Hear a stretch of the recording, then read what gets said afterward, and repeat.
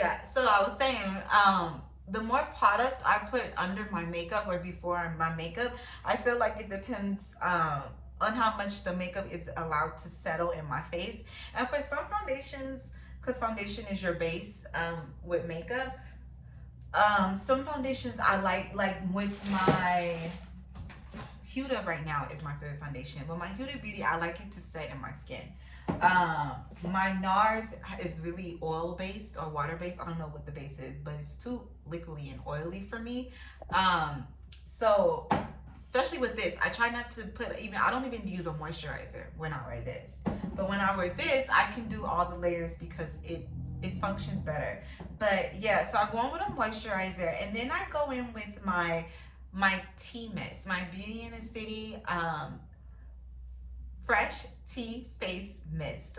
It's always a mouthful when I say this. But then I spray my face. Actually, what I would go in next is with a primer.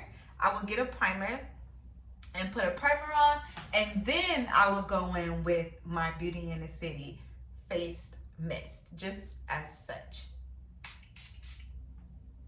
Just to kind of bring that all together and settle it. So on the flip side, when it comes to my hair, what I would do is, okay, so you guys see this edge right here and how black it is. I need to get it bleached, but I'm waiting because I have a big trip coming up and I'm going to get it cut and then I'm going to bleach it after the fact.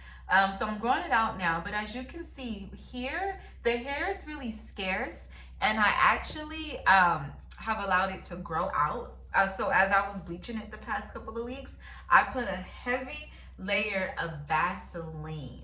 And Vaseline is your best friend if you are someone who bleaches their hair, okay?